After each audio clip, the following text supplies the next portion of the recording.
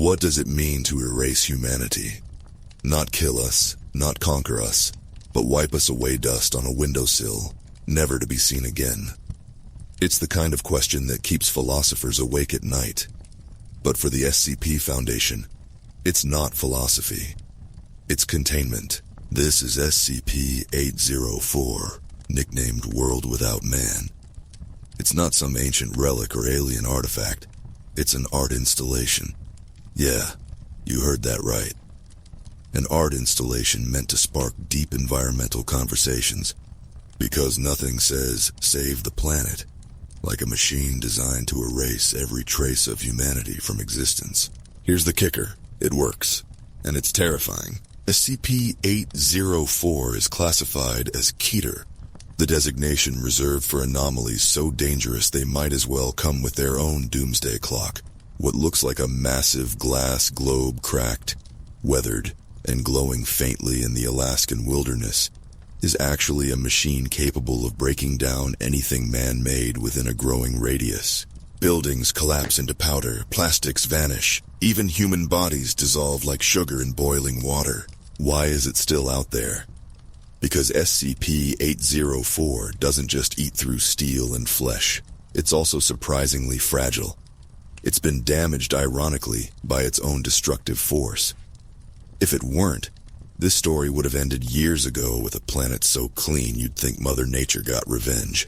The SCP Foundation, being the overachieving cleanup crew for the universe's worst mistakes, has done its best to keep this thing under wraps. SCP-804 currently sits abandoned at the site of a classified location in Alaska under a 30 by 30 meter tarp. A tarp. Don't laugh, it works. The freezing Alaskan elements keep the globe's fragile machinery frozen in place, and armed guards stationed 130 meters away are ready to deal with curious trespassers. Curious? That's not a strong enough word. SCP-804 isn't just destructive, it whispers. People who come near it feel compelled to interact with it, to spin the cracked globe and watch as the world unravels. The mimetic pull isn't strong enough to affect everyone, but it's enough to create problems. Hence the guards. Trespassers are given amnestics and sent back to the nearest town, or, if they're deemed a threat, well, they're not sent back anywhere. The Foundation's golden rule: if something goes wrong, always have a contingency plan. In this case, it's Contingency 804X. What does that involve? Who knows? The file's been redacted, probably because the plan involves doing something so drastic the SCP Foundation doesn't want anyone to know. Here's what we do know. SCP-804 is dangerous even in its broken state. If the wrong group gets a hold of it, or if it repairs itself, we're looking at a situation no tarp, no guard, and no contingency plan can fix. The story of SCP-804 begins as all disasters do, with good intentions.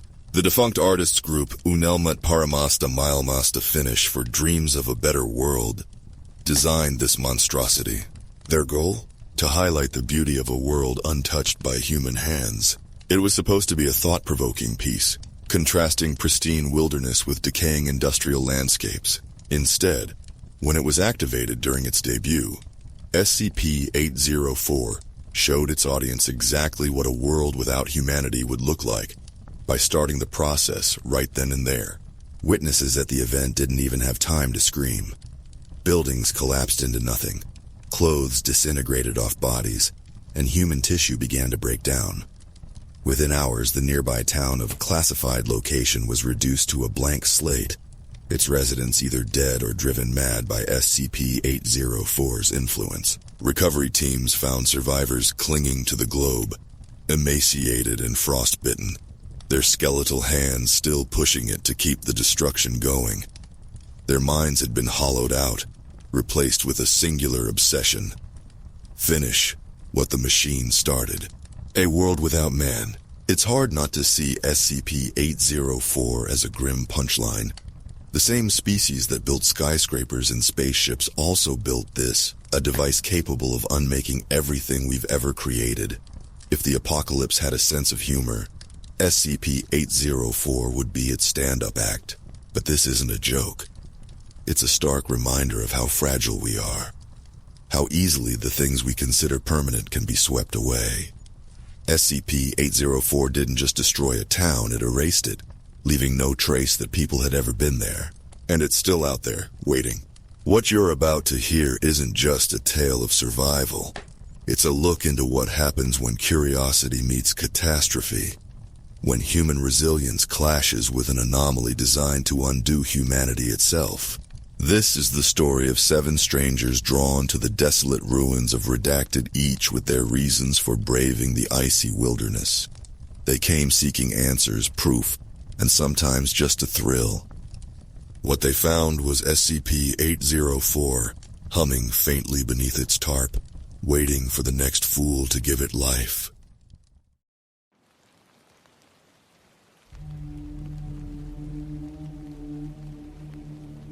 The Alaskan wilderness was a canvas of bleak, white emptiness. The snow swallowed sound, muffled the air, and rendered the world deathly still. For the 7 strangers gathered in the half-dead town of Ankila, it felt like the edge of the world, and for some, the edge of sanity. They stood in a loose circle around the single guidepost marking their meeting place, a rusted sign, its lettering long faded, pointed south toward the nearest semblance of civilization, nearly 100 miles away. To the north lay the reason they had come. The remnants of Redacted, a ghost town reduced to whispers and frost-covered rubble. And somewhere in its icy heart, a strange and deadly artifact. "Can't believe I let you talk me into this," said Corey, a wiry man with a perpetual sneer. He adjusted his scarf, muttering to himself, "Should have stayed in Anchorage." "You're here for the same reason we all are," said Vanessa, her dark eyes flicking over him. She was tall, imposing, and had the kind of voice that brokered no argument. "Curiosity, or greed?" Corey snorted. "I don't see anyone throwing money at this suicide mission." "We're not here for money," James said quietly, looking out over the tundra. The oldest of the group, his gray hair and weary eyes spoke of years spent chasing truths most people didn't want to hear. "We're here for answers." "Speak for yourself, Grandpa," snapped Wren, a young woman with a shock of neon green hair peeking out from under her hood. She grinned, sharp and reckless. "I just want to see it. The globe. The thing that chewed up a whole town." "It didn't chew up anything," muttered Alan, the group's de facto leader. He was an unassuming man, but the kind who carried authority like a second skin. "The town disintegrated. That's all we know. And that's why we're here. To figure out why." "Does it matter why?" asked Caroline, the group's medic. She was small and quiet, her pale face a study in caution. "Whatever that thing is, it's dangerous. We should keep our distance." "We'll keep our distance," Alan assured her, though his tone suggested otherwise. "But we're not leaving without a closer look." The last member of the group, Rick, stood apart from the rest, his silence unnerving. A former military man, his eyes never stopped scanning the horizon. His presence was a comfort and a warning. The wind picked up, biting through their layers and carrying with it the first notes of unease. It was time to move. The trek to remote settlement was grueling. The snow, deep and treacherous, seemed to drag at their legs. Their breaths fogged in the freezing air, mingling with the silence that pressed down on them like a weight. As they moved deeper into the wilderness, the world seemed to change. The snow became tinged with a strange gray, and the skeletal remains of buildings began to emerge from the landscape. Rusted beams jutted from the ground like broken bones, and the air grew heavy with the scent of decay.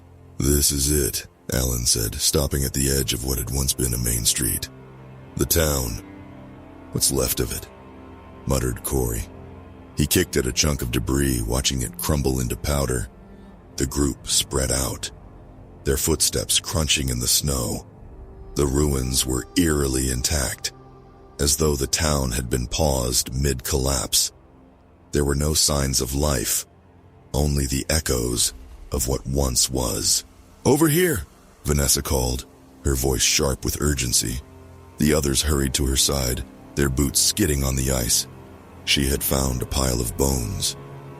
Human bones, brittle and scattered, their edges worn smooth by time. Nearby, a rusted bicycle lay half buried in the snow, its metal frame pitted with decay. "It's like the town just dissolved," James murmured, his breath visible in the frigid air. "Everything man-made. Gone." "Not everything," Rick said, his voice low. He pointed to the center of the town where a faint light flickered in the distance. The group moved cautiously toward the light, their breaths quickening. As they drew closer, the source of the light came into view, a massive glass-like globe, cracked and frosted over, yet still glowing faintly. Surrounding it were smaller globes, their surfaces blackened and broken. "That's it," Alan said, his voice barely above a whisper. "SCP-804. The globe was larger than any of them had imagined, its surface etched with intricate patterns. It sat on a rusted pedestal, its edges warped and jagged. The smaller globes around it looked like shattered planets, their pieces scattered like ash. "This is what killed them," Caroline said, her voice trembling. "This is what destroyed the town." As if in response, the globe gave a faint hum, its inner mechanism stirring. The group froze, their eyes fixed on the artifact. "Step back," Alan said sharply. "Don't touch it." But Wren, ever reckless, stepped forward. Her hand hovered over the globe, her eyes wide with fascination. "I just want to see," she began. The globe emitted a low, ominous hum. The snow around them began to shift, the air growing colder. And for the first time they felt it. A strange pull, a whisper at the edge of their minds, urging them closer. "Wren!" Alan barked, yanking her back. The globe's hum faded, but the unease remained. "This thing is still active," Rick said, his voice tight. "We shouldn't be here." But as they turned to leave, the whispers grew louder, and the snow began to fall faster. The snow thickened, swirling in the air like ash. It clung to their clothes, their lashes, blurring the skeletal ruins of REDACTED into a shifting, ghostly landscape. The whispers, faint but unmistakable, wove through the wind, tugging at the edges of their thoughts. They made their way to a crumbling structure near the center of town, a former community hall, judging by the remnants of a faded sign above the doorway. The roof had partially caved in, but the walls offered some shelter from the biting wind. "What the hell were those voices?" Wren asked, her usual bravado replaced by a nervous edge. She clutched her arms, shivering despite her layers. "It's not voices," James said, though his voice carried little conviction. "It's just the wind playing tricks. Nothing more." Vanessa snorted, crouching near a corner where the snow hadn't piled as high. "Yeah, because this place doesn't have enough actual horrors to worry about." She motioned to a pile of debris, half covered in frost. Caroline knelt beside her, brushing snow away. Beneath it, a cluster of personal items emerged.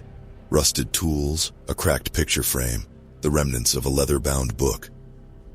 The pages crumbled at her touch, leaving only scraps of scrawled handwriting. "What's this?" she murmured, lifting a fragment. The ink was faint but legible. "The machine wants us. It needs us. But we need it too." "What does that mean?" Corey asked, leaning over her shoulder. "It means they went crazy," Vanessa said bluntly. "Or maybe they were always crazy. Artists and activists out in the middle of nowhere building some machine to destroy the world." She shook her head. It was bound to end like this. Alan stepped into the conversation, his tone firm. "Let's not jump to conclusions. We're here to find out what really happened, not speculate." Rick, who had been standing guard by the doorway, turned to the group. "We should keep moving. This place is wide open. We're exposed." They ventured deeper into the ruins, weaving through the skeletal remains of houses and shops. Every so often, They stumbled across frozen relics of the past, a child's toy, now brittle and colorless, a dinner plate fused with the icy ground. The air felt heavier with each step, a suffocating pressure that seemed to emanate from the globe. Eventually, they reached what appeared to be the town's central square. Here, the destruction was most pronounced.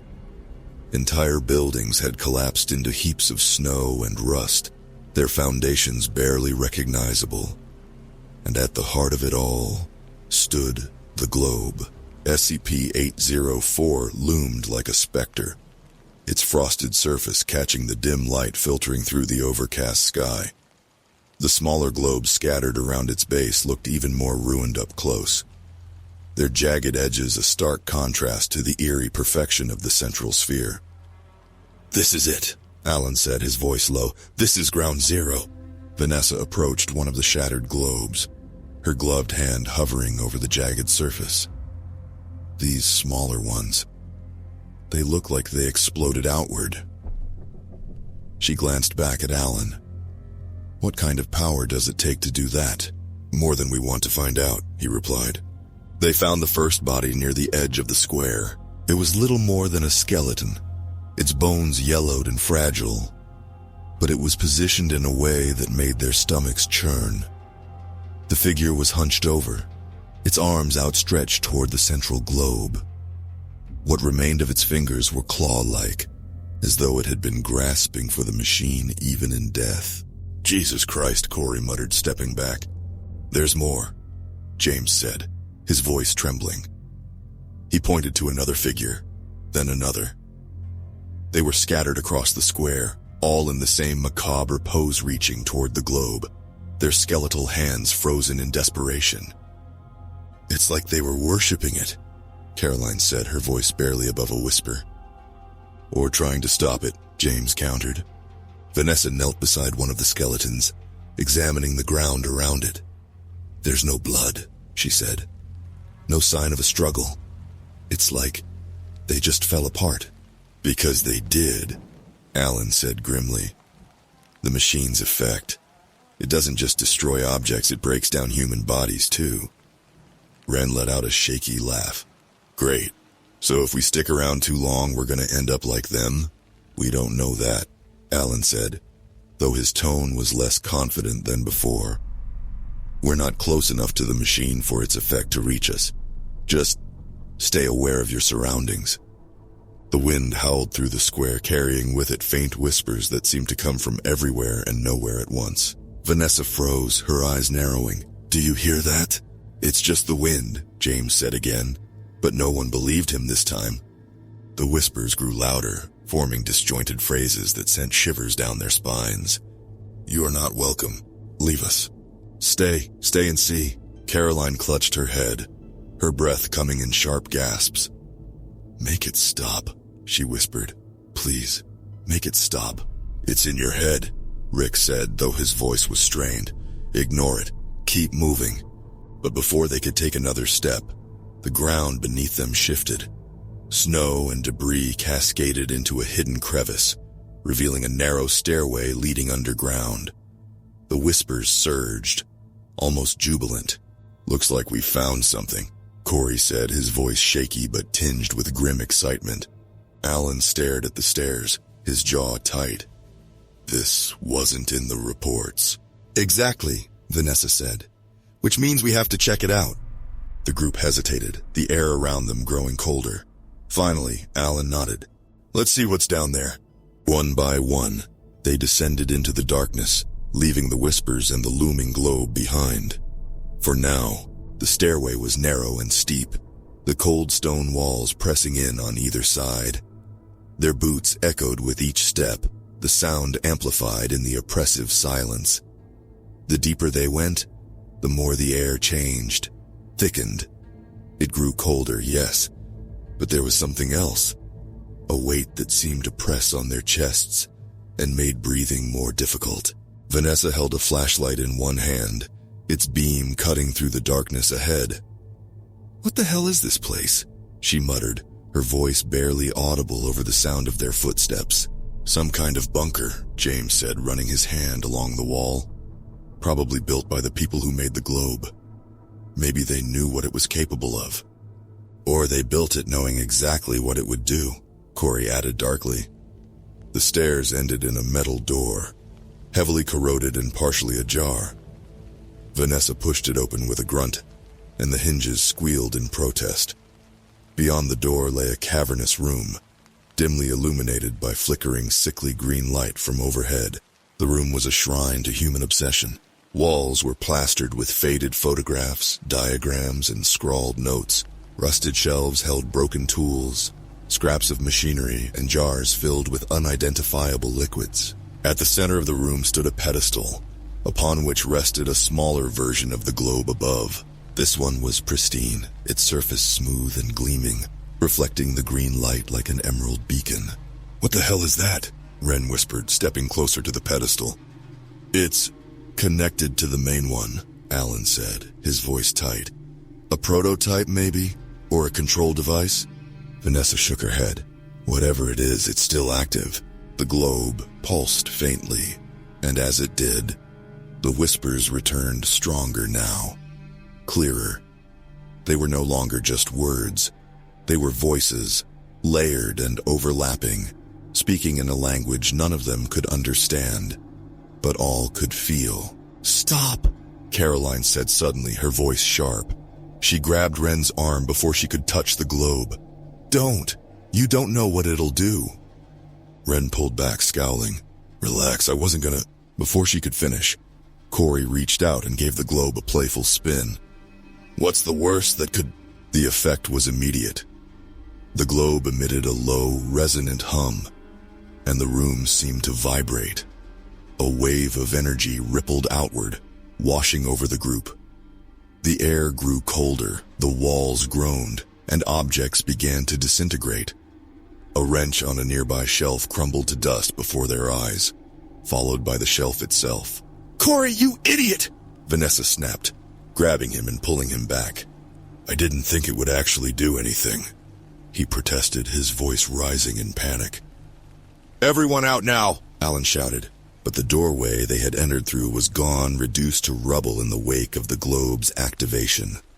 The whispers grew deafening, hammering against their skulls, and the green light intensified, casting the room in a sickly glow. "What's happening to me?" Caroline gasped, clutching her stomach. Her skin had taken on an ashen hue, her cheeks hollowing as if the life were being drained from her. "It's the machine," James said, backing away from the globe. "It's breaking us down, just like the town." Ren screamed as her fingernails began to blacken and crack, her hands trembling uncontrollably. "We have to stop it! Turn it off!" "Turn it off how?" Corey yelled. "I don't even know how I turned it on." Rick, ever composed, pushed past them toward the globe. His movements were deliberate, his expression grim. "If it spins, we can stop it." "Wait!" Vanessa called, but it was too late. Rick grabbed the globe and tried to halt its rotation. For a moment, it seemed to work.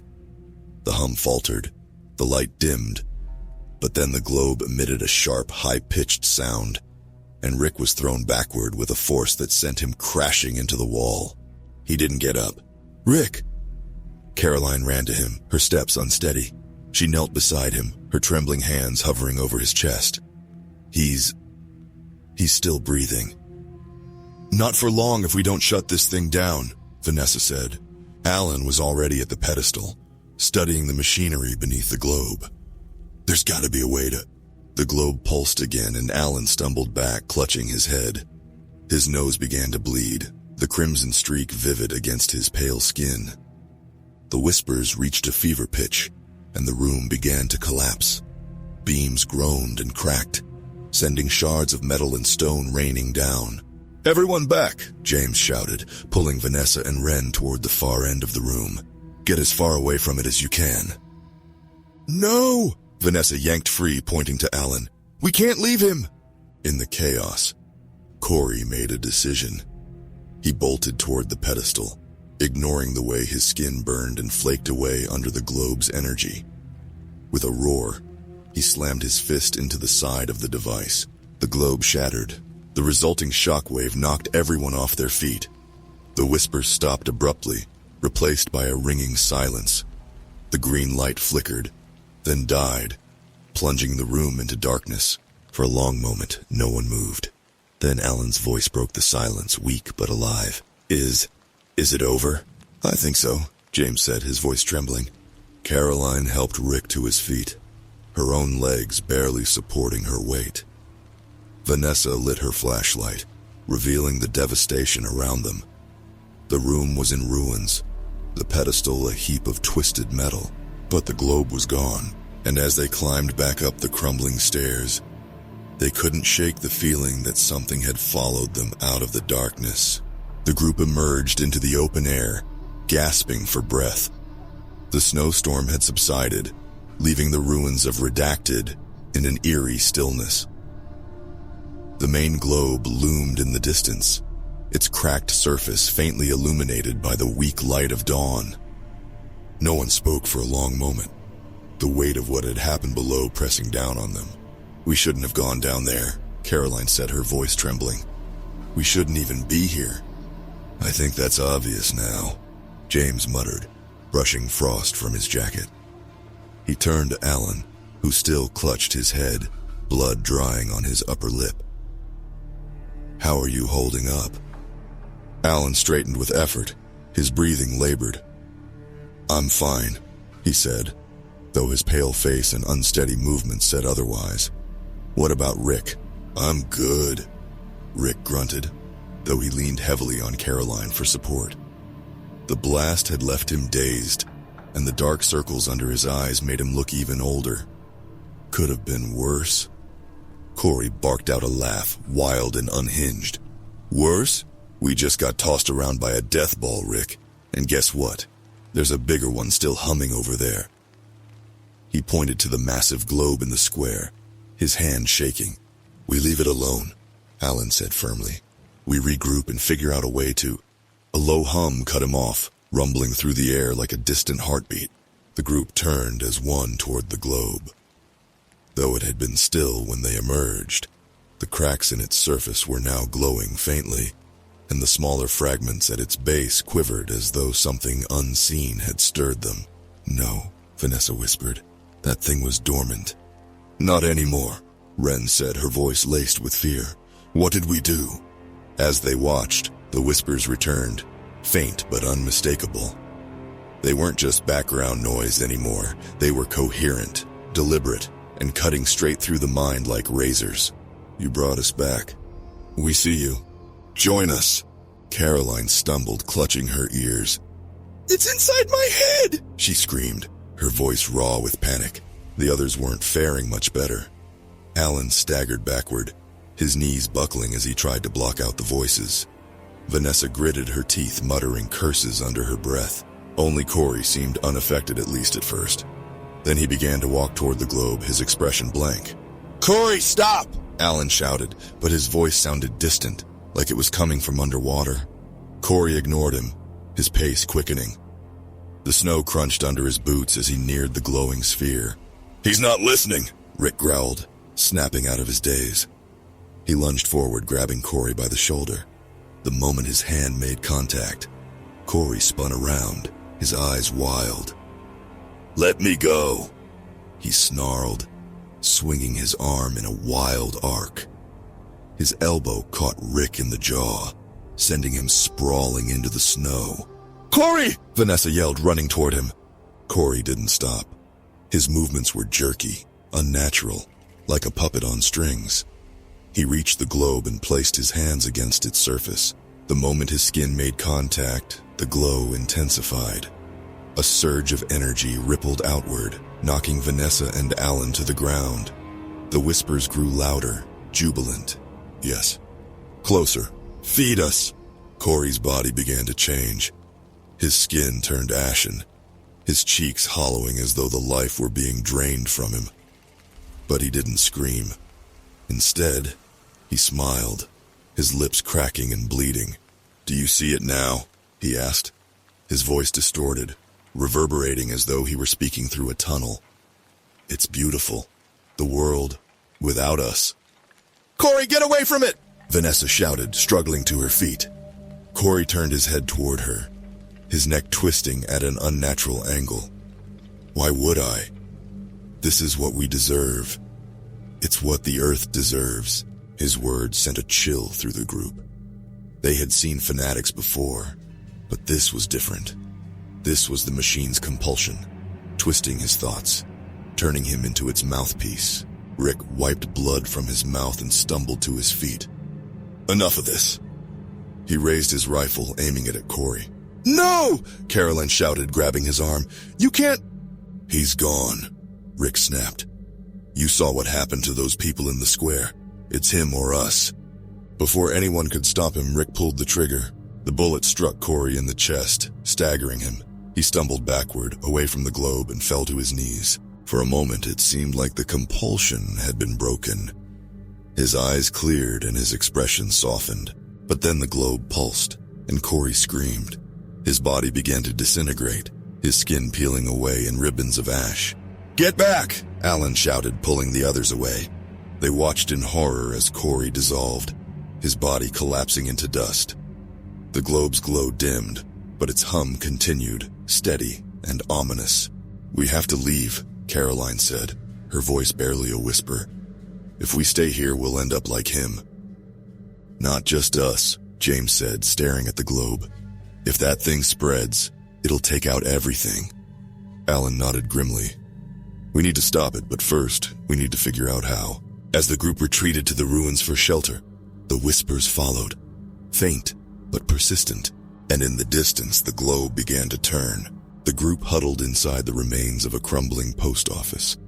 The walls, though warped and frostbitten, provided a brief reprieve from the biting cold outside. The whispers had subsided to a faint murmur, but the air was thick with unease. Each of them sat in silence, their breaths visible in the dim light filtering through broken windows. No one mentioned Corey. Alan broke the silence, his voice a low growl. "We can't stay here. That thing's waking up, and if it's anything like what the report said, it'll grow stronger, faster." "You think we don't know that?" Vanessa snapped. She paced the room, her boots crunching over debris. "But what's your plan, Alan? March back out there and punch it to death?" Rick leaned against a wall, still nursing his bruised jaw. "We need to destroy it. Finish what Corey started." "And what exactly do we destroy it with?" Caroline asked, her tone sharp. "It disintegrates everything it touches, Rick, including us." James cleared his throat, his expression thoughtful. "Not everything. The machine itself is still there, rusted, cracked, but there. That means it's not indestructible. Maybe it's breaking down because it's feeding on itself," Ren suggested. "You know, like a snake eating its tail." "Or it's just waiting for more," James countered. "More energy, more people, more—" The whispers surged, cutting him off. "Closer. We are waiting. Feed us." Ren stumbled back, clutching her head. "God, I hate this. It's like it's in my brain, scraping at the inside of my skull." Alan stepped forward, his jaw tight. "It's not just whispers. It's luring us. That's what it does. It draws you in, makes you want to finish what it started." "Then how do we fight it?" Vanessa asked.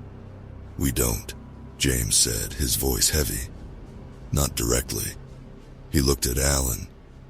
"You said something earlier about figuring out how to stop it. Did you mean that?" Alan nodded. "The machine runs on motion, right? The globe spins. It activates. It's like a turbine, energy in, destruction out. If we can stop the rotation completely, it might shut down for good." Caroline frowned. "That's a big if." "It's all we've got," Alan said. The plan formed quickly, though none of them liked it. The idea was simple. Use the ruined vehicles scattered around the town to create a makeshift blockade at the globe's base, jamming its rotation. But the execution would be dangerous. "Every second near that thing could kill us," Caroline warned as they prepared. "Then we make those seconds count," Alan said, his tone final. The group split into two teams. Alan, Rick, and Vanessa would gather materials and set up the blockade, while James, Caroline, and Wren provided cover and watched for signs of the globe's activation. The whispers grew louder as they approached the square, their intensity making it hard to focus. "Come closer. Help us." "Become one." "Shut up," Wren screamed, firing her pistol into the air. The echoes rang out, but the whispers only grew stronger, mocking her. They worked quickly, dragging rusted beams, broken furniture, and anything else they could find to the globe's base. The object's hum grew louder with each passing minute, and the glow in its cracks pulsed like a heartbeat. "Move faster," Alan barked, his hands numb from the cold as he shoved a piece of metal into place. Vanessa wiped sweat from her brow, her breath coming in ragged gasps. "We're almost there!" Suddenly, the globe's hum shifted, becoming a high-pitched whine. The smaller shards at its base began to lift into the air, spinning in chaotic orbits around the larger sphere. "It's activating," James shouted from his position near the ruins.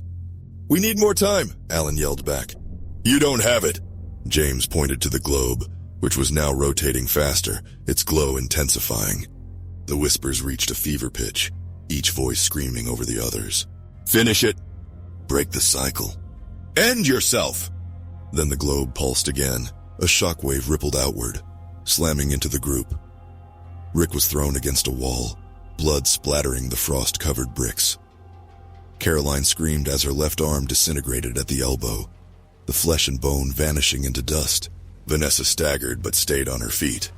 Her gaze locked onto the globe, and something in her snapped. "I'll buy you time," she shouted, grabbing a rusted steel rod and sprinting toward the sphere. "Vanessa, no!" Alan screamed, but she didn't stop. She plunged the rod into the base of the globe with all her strength, wedging it between two jagged edges. Sparks flew, and the globe's rotation faltered for a moment before resuming, more violently than before. Vanessa's body began to decay almost instantly. Her skin sloughed off in strips, her hair falling in clumps as she collapsed to her knees. But her expression remained defiant, even as her face began to crumble. "Do it!" she rasped, her voice barely audible. "Finish it!" Alan, tears streaming down his face, turned to Rick and James. "Help me!" The three of them rushed forward, dragging the last of the debris to the globe's base. With one final push, they wedged a massive metal beam into place. The globe shuddered violently, its hum reaching a deafening crescendo. For a moment it seemed as though it might explode. But then the light dimmed, the whispers faded, and the globe stopped spinning. Silence fell over the square. Alan dropped to his knees, his body shaking. Rick leaned heavily against the wreckage, his breath coming in ragged gasps. James knelt beside Caroline, who was pale and trembling, clutching the stump where her arm had been. Wren stood frozen, her eyes fixed on the globe. "Is it over?" No one answered. In the distance, the wind began to howl again. And beneath it, faint but unmistakable, came the sound of a single whisper. "Not yet." The silence in the square felt oppressive, like the ruins themselves were holding their breath. The group stood frozen, their exhaustion replaced by a rising dread as the faint whisper lingered in the air. "Not yet." Alan forced himself to his feet, his muscles screaming in protest. The globe remained still, its glow extinguished, yet the weight of its presence pressed down on him. "We stopped it," he muttered, more to convince himself than the others. "It's over." "No, it's not," Wren said, her voice trembling. She pointed to the base of the globe. The rusted beams and debris they had wedged into place were beginning to decay, breaking apart at an accelerated rate. The globe trembled, its surface faintly flickering. "It's repairing itself," James said, his tone hollow. "How is that possible?" Caroline whispered, cradling her mutilated arm. "Because it was never just a machine," James replied, his voice rising as realization dawned on him. "It's alive, or something close to it." The others stared at him, their faces a mix of disbelief and fear. "What the hell are you talking about?" Rick snapped. James gestured to the globe, his movements frantic. "Think about it. The whispers, the compulsion, the way it feeds off everything around it. It's not just some malfunctioning device. It's evolving, adapting. It's aware. Alan clenched his fists, his mind racing. If that's true, then what does it want?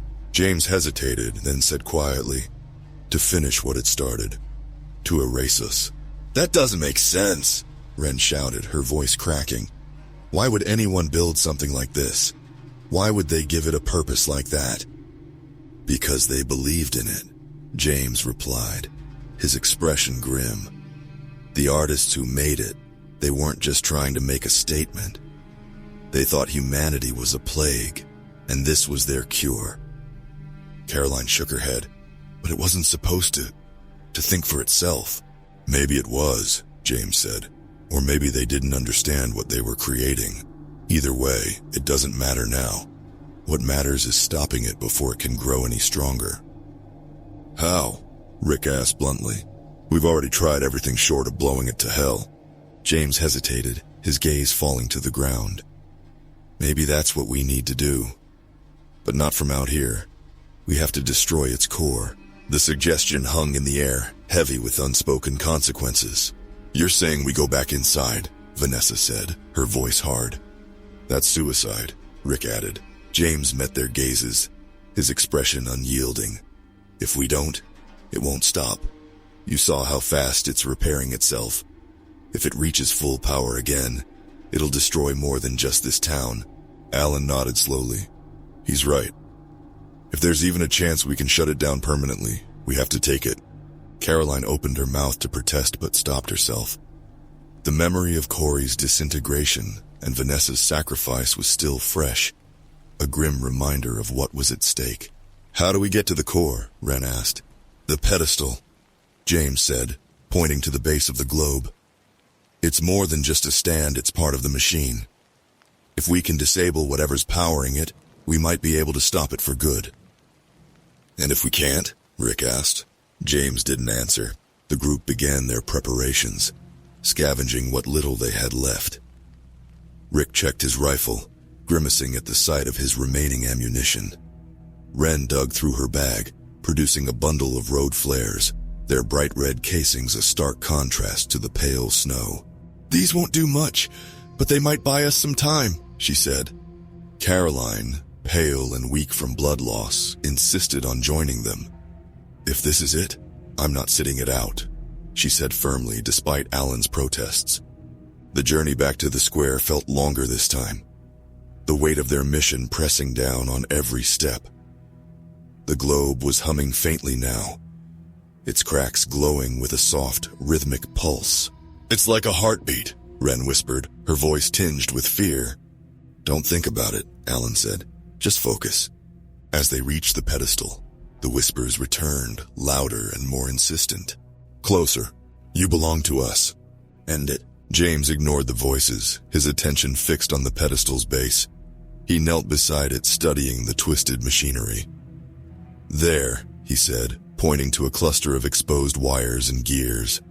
That's where we strike. Rick raised his rifle, aiming at the cluster. Stand back! The first shot rang out, striking the wires with a shower of sparks. The globe shuddered, its hum rising in pitch. It's working, Ren shouted, but the globe retaliated. A wave of energy rippled outward, throwing them all to the ground. The whispers grew deafening, their words incomprehensible now, a cacophony of rage and desperation. Alan struggled to his feet, his vision swimming. He saw Caroline crawling toward the pedestal, clutching one of Ren's flares in her good hand. Caroline, no! He shouted, but his voice was lost in the chaos. She lit the flare, its bright red light cutting through the green glow of the globe. With a final, determined cry, she jammed the flare into the exposed wires.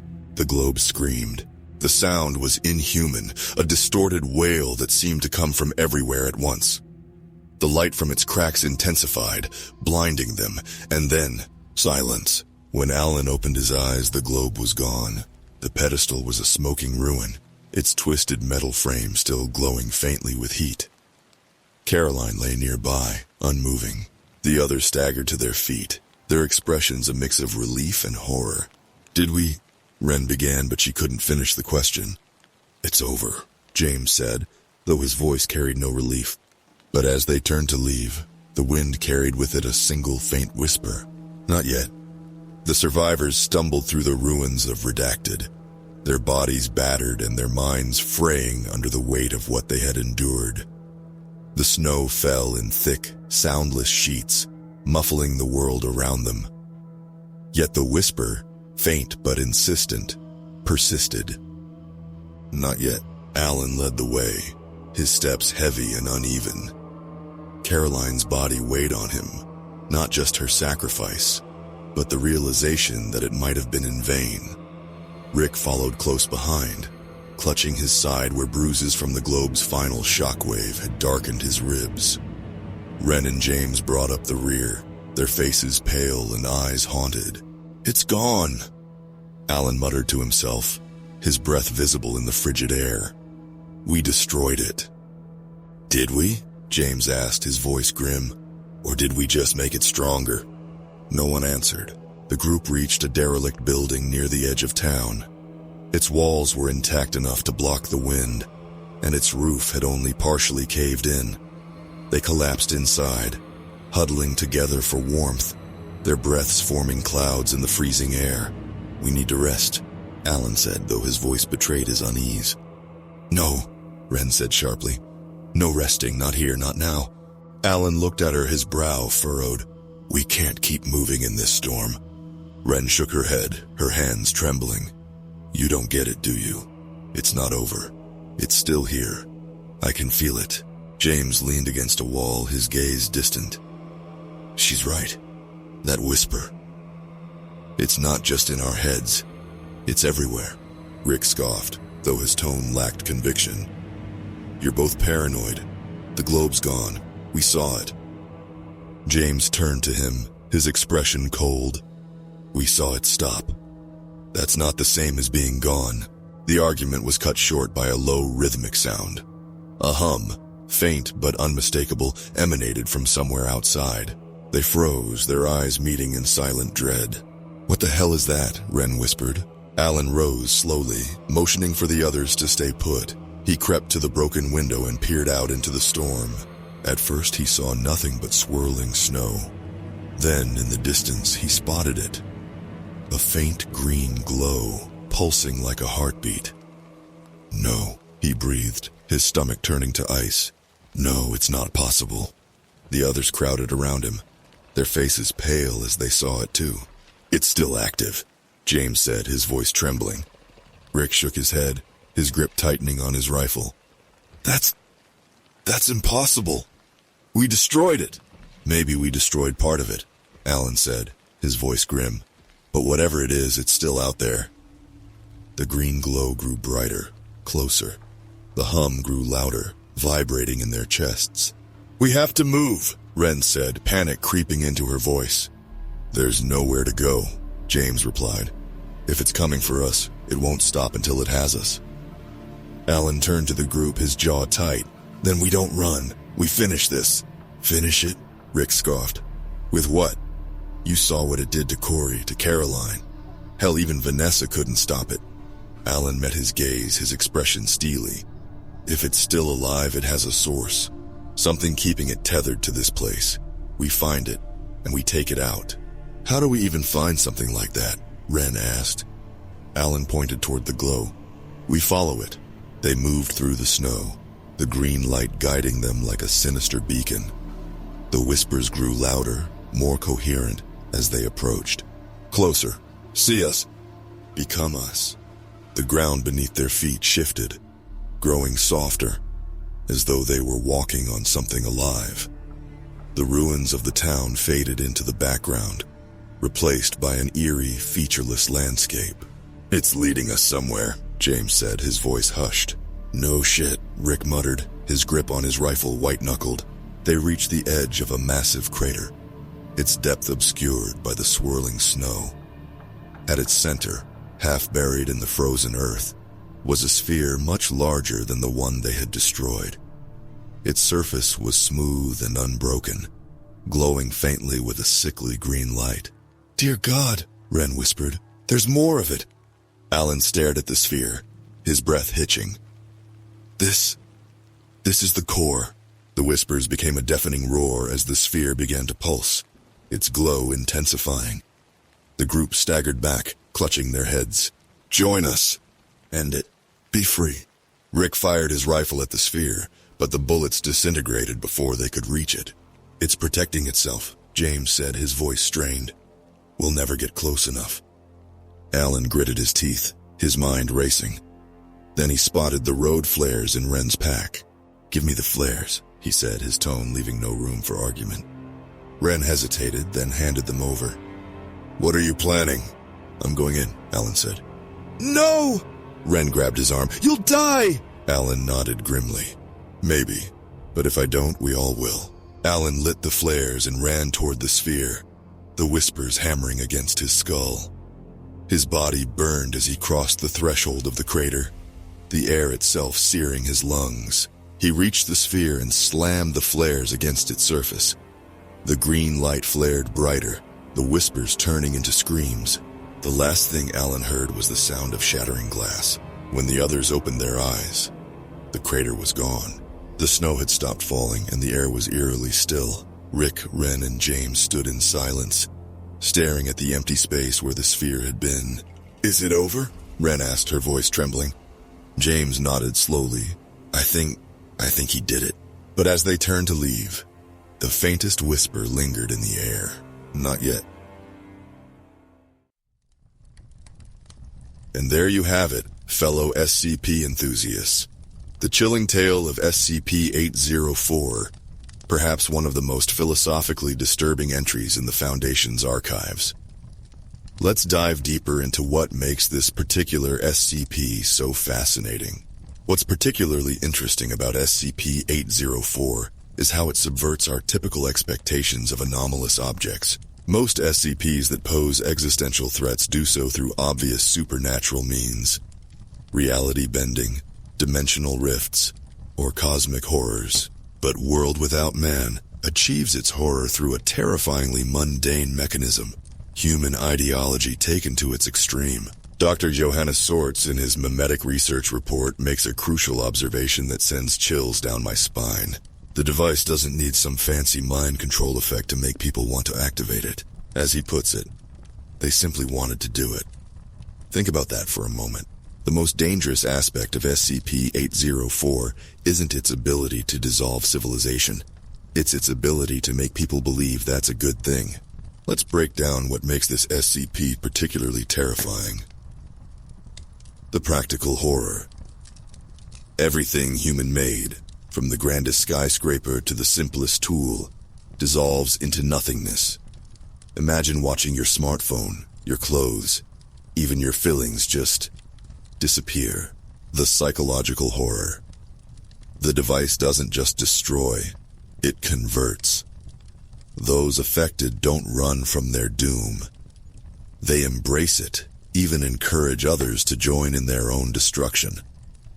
The philosophical horror. It forces us to confront uncomfortable questions about environmental extremism and human nature. How many people, if given the choice, would push that button to reset Earth? What's particularly clever about the Foundation's containment procedures is their simplicity. No high-tech containment chambers, no elaborate rituals, just exposure to the harsh Alaskan elements, preventing the globe from rotating. Sometimes the best solutions are the simplest ones. The recovery log reveals something deeply disturbing about human nature. How quickly a community can turn from panic to acceptance of their own extinction. The survivors weren't just victims. They became willing participants in their own destruction. They chose to maintain the device's operation, even as it literally ate away at their bodies. Now this is where it gets really interesting. Remember that mysterious line about Contingency 804X? The Foundation redacted those details, but given the object's properties and location, many theorize it might involve nuclear weapons. After all, what better way to ensure a device that erases civilization can't fall into the wrong hands than to have a civilization-ending backup plan? Here's something to keep you up at night. The document mentions that the device's capabilities were impaired by self-damage. Imagine what it could do if someone managed to repair it. The Foundation estimates it could have wiped out all trace of humanity within weeks at full power. Not killed, erased, as if we never existed at all. But perhaps the most chilling aspect is that little detail about the D-class testing. Remember those sociopaths who got excited about the kill everything button? It suggests that SCP-804 doesn't just appeal to environmental extremists. It calls to anyone who dreams of watching the world burn, regardless of their ideology. Before we wrap up, let's appreciate the dark irony here. An art installation meant to critique humanity's impact on nature became a tool that could actually erase that impact entirely. Talk about commitment to the artistic vision. If you've enjoyed this deep dive into one of the Foundation's most philosophically disturbing objects, make sure to hit that like button and subscribe to the channel. We've got plenty more SCP stories coming your way, from the merely weird to the reality-bendingly terrifying. And hey, next time you're feeling down about humanity's impact on the environment, remember, at least you're not trying to solve it by activating a Keter-class anomaly in Alaska. Though if you do find yourself mysteriously drawn to the Alaskan wilderness with sudden strong opinions about human civilization, maybe call the Foundation first.